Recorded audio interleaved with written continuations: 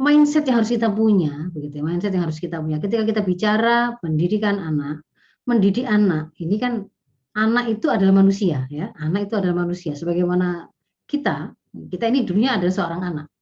Maka mendidik anak itu adalah mendidik generasi manusia, dan manusia itu tuh bukan ada dengan sendirinya, tapi ada yang mengadakan, ada yang menciptakan dari tidak adanya. Dan penciptaannya itu tidak dengan ketidaksengajaan, begitu ya.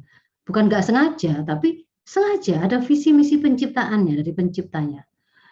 Maka kalau kemudian kita bicara tentang pendidikan anak, itu sebenarnya sangat berkaitan erat dengan prinsip-prinsip dasar bagaimana kita memandang manusia, kita memandang kehidupan ini, memandang alam semesta, siapa saya, siapa anak saya, untuk apa mereka ada, untuk apa mereka hidup.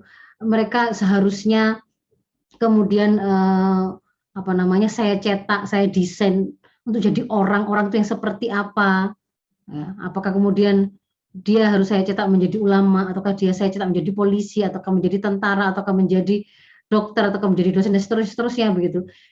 Bagaimana kemudian kita memandang peran atau kiprah yang kemudian kita inginkan akan mereka ukir dalam perjalanan hidup mereka, maka sebenarnya itu sangat ditentukan oleh kita sendiri, memandang diri kita ini, siapa anak kita ini, siapa kehidupan ini, dari mana alam semesta ini juga, untuk apa ada, begitu kan ya.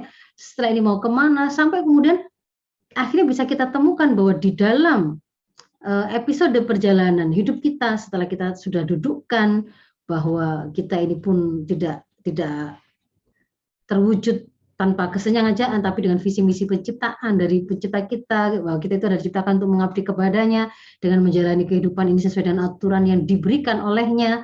Nanti akan kita pertanggungjawabkan ketika kita dikembalikan kepadanya. Maka di dalam episode perjalanan kita menjalani hidup itu ada fase di mana kemudian kita melakukan pernikahan, kita mengambil amanah tambahan di luar sebagai hamba Allah, bahwa kita kemudian mengambil amanah menjadi seorang istri, lalu kemudian menjadi seorang ibu, dan kemudian di situ kita memiliki anak. Nah, di situ kemudian ada pandangan kita terhadap kelahiran anak-anak kita, posisinya, haknya itu atas kita itu apa, kewajiban kita terhadap itu seperti apa. Nah, maka pendidikan anak yang kemudian nanti akan kita pahami itu adalah bagian dari kewajiban yang harus kita sempurnakan terhadap anak-anak kita, sangat berkaitan erat, tidak semata-mata dengan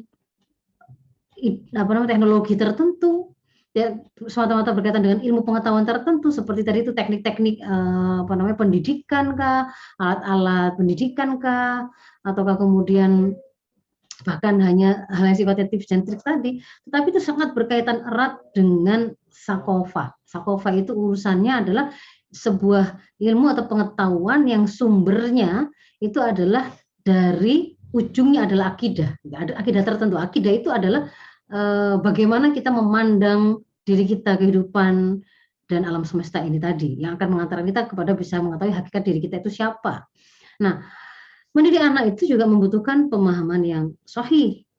Jadi nggak semata-mata hanya cara singkat yang kita butuhkan, cara instan untuk menangani ini itu. Kalau itu pun bahkan sesuatu yang sebenarnya bahkan tidak terlalu krusial begitu ya. Sebagaimana kalau kita ingin mentransfer uang begitu ya.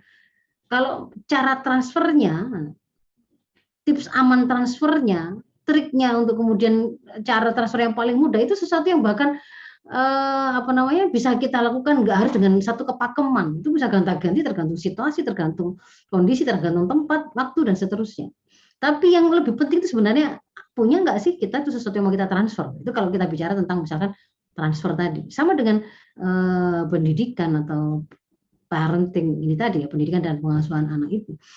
Karena dia bagian dari upaya kita untuk menyempurnakan visi dan misi hidup kita, dia bagian dari kita menjalani episode hidup kita yang itu dalam rangka mengabdi kepada Allah, dalam rangka beribadah, itu bagian dari kewajiban yang harus kita sempurnakan, akan kita pertanggungjawabkan. Maka di situ implikasinya juga tidak hanya, oh ini nanti anak itu untuk investasi kita di hari tua, mereka yang akan menjaga kita, mereka yang akan menafkahi kita, enggak mudah gitu saja.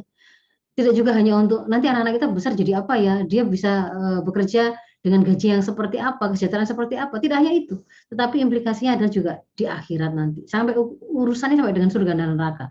Apakah kemudian anak-anak kita itu akan menjadi jalan kita mendapatkan kemuliaan di sisi Allah, mendapatkan keridhaannya, mendapatkan surganya, ataukah malah bahkan ternyata kita akan berhadapan-hadapan dengan anak kita di mahkamah Allah dan mungkin ujungnya mungkin salah satu di antara kita kemudian akhirnya harus terpisah selama-lama ya di akhirat selama-lamanya urusannya itu. Ketika salah satu masuk neraka, ketika salah satu masuk surga itu sudah perpisahan selama-lamanya. Ataukah kemudian eh, kita justru saling bantu membantu, saling menarik untuk kemudian mendapatkan surga ke kualitas yang lebih tinggi karena memang di dalam Islam juga diindikasikan seperti itu. Anggota keluarga bisa saling tarik menarik untuk mendapatkan surga yang lebih tinggi sekalipun anggota keluarga yang ditarik itu tidak memiliki amal selevel atau sebaik anggota keluarga lain yang dia kemudian menariknya. Maka ini sebenarnya adalah perkara yang sangat besar, urusan yang sangat penting.